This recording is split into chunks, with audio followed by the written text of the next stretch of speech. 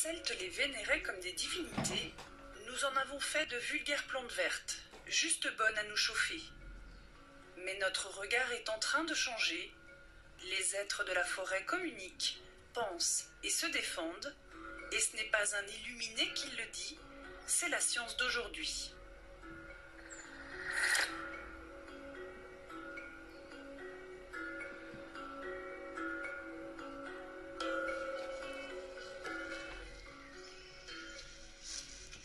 Ça, c'en est une. Avant, c'était un arbre qui avait son propre système racinaire, qui était coupé et qui est resté vivant. Donc, c'est qu'il est associé à ses autres racines. Il y a tout le système racinaire qui continue d'absorber de l'eau et qui amène l'eau ensuite par la soudure à l'arbre principal. Ernst Zürcher est ingénieur forestier, chargé de cours aux écoles polytechniques de Lausanne et de Zurich. Ce chercheur atypique de 65 ans est spécialisé dans la science du bois et son laboratoire est baigné d'une lumière verte et fraîche.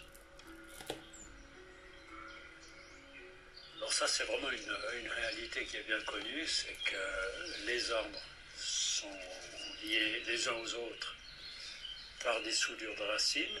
Les racines sont entourées de champignons et ces champignons ne colonisent pas qu'un seul arbre. Donc, par ce champignon, différentes espèces d'arbres sont aussi en relation, en réseau.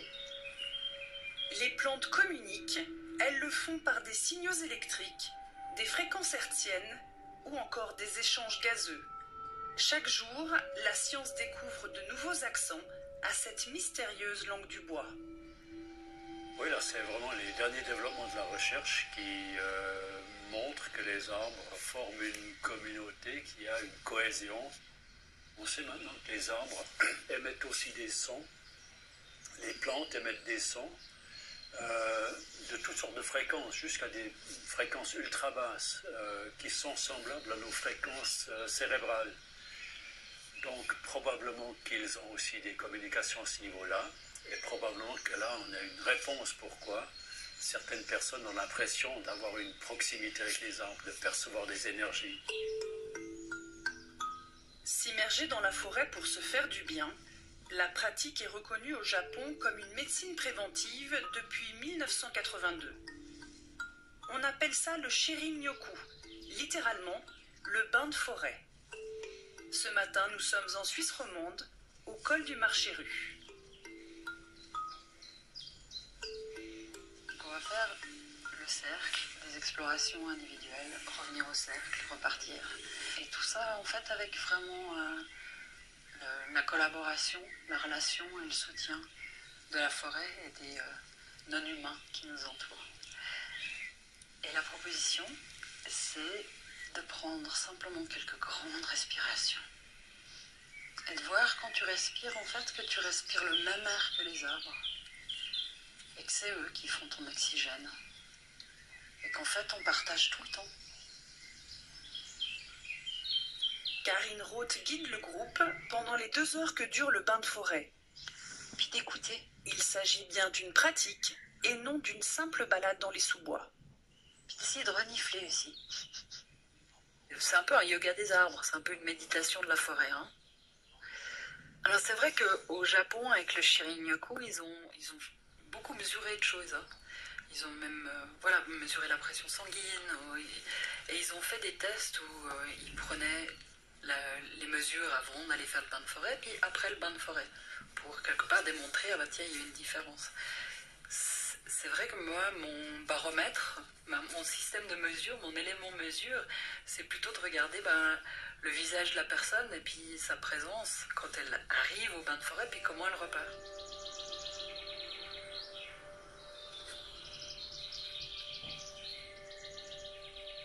Moi, je vais chercher de me relier à la nature et puis d'être simplement dans la nature.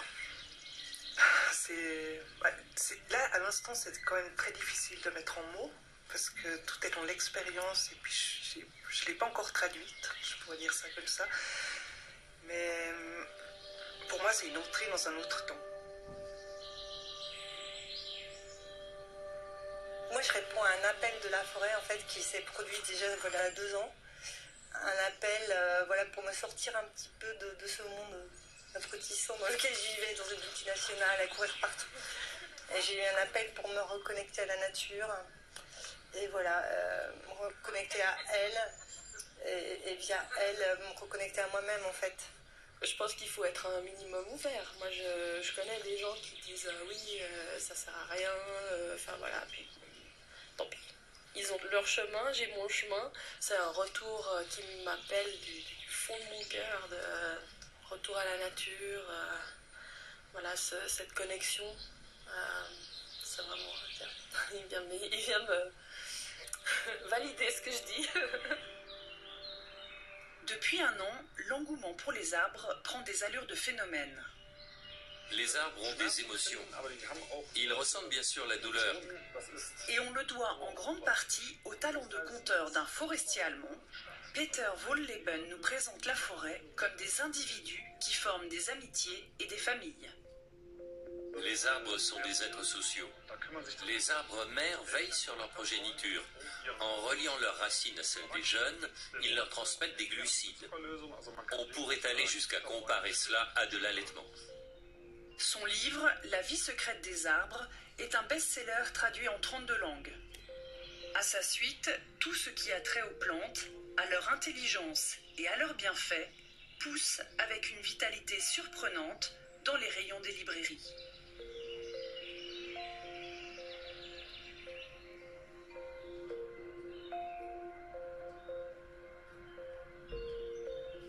Et même Zepp, le papa de Titeuf, a déserté les cours d'école pour mettre un peu de chlorophylle dans son aquarelle. Son dernier album, The End, est une sorte de thriller écologique qui annonce la fin du monde, et où les arbres ne sont pas les plus faibles face à la menace. En m'intéressant un peu à toute cette recherche qui sort beaucoup en ce moment autour de ce qu'on appelle l'intelligence des arbres, m'est venue cette histoire un peu qui est une fiction, mais dans laquelle j'ai mis pas mal d'éléments scientifiques.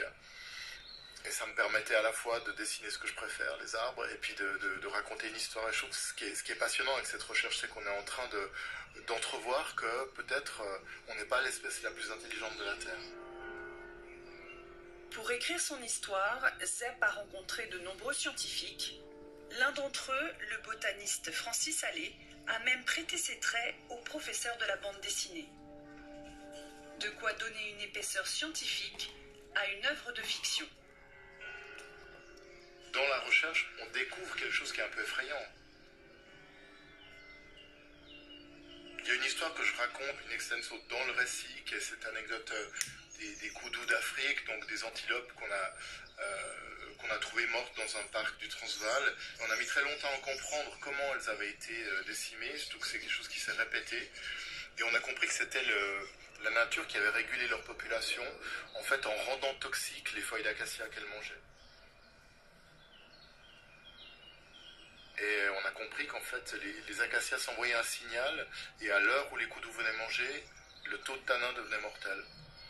Et ça a été, je crois, vraiment un des premiers éléments de recherche qui a été popularisé, parce qu'en plus il a un aspect, c'est un scénario de polar incroyable, c'est le crime parfait. Être immobile et muet ne veut pas dire sans défense. Certaines espèces arrivent à lutter contre le feu en dégazant. D'autres appellent littéralement la pluie. Et chaque jour, les scientifiques font de nouvelles découvertes. Les arbres perçoivent à l'avance un tremblement de terre, par exemple, découverte au Japon. Et maintenant, on peut prédire à l'avance qu'une onde sismique est en train d'arriver grâce à des électrodes posées sur les arbres. Et visiblement, ces êtres commencent à peine à nous transmettre leur mystère. Malgré le fait que je travaille scientifiquement avec eux, plus j'en comprends, plus ils m'étonnent. Alors, le plus grand étonnement, c'est naturellement cette pérennité, cette dimension dans l'espace et dans le temps. Le fait que ces arbres arrivent à traverser les siècles, les millénaires, les plus anciens à 5000 ans. Une chose importante, c'est qu'on est en train de vivre quelque chose de très inquiétant au niveau écologique, environnemental, le réchauffement climatique. Et intuitivement, l'homme a toujours recours à une part de sécurité dans son expérience. Et là, la forêt et les arbres sont quand même des êtres dans la nature qui savent traverser des périodes difficiles, qui sont très résilients.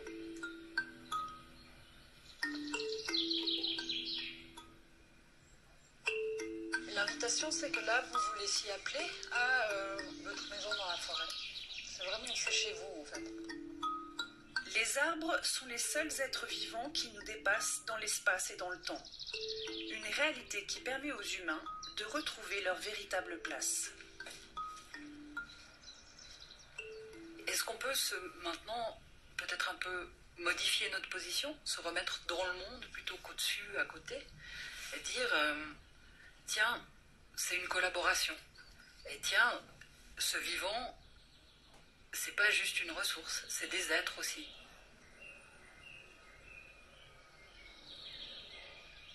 Restaurer ce lien entre l'humain et la nature, c'est un changement absolu de paradigme. On a séparé nous et la nature, on a séparé nous et le divin, on a mis le mystère très loin. Et le mystère, il est là, à portée de main. Et ce changement de paradigme, au fond, c'est de dire ce qui m'entoure, c'est le vivant, dont je fais partie.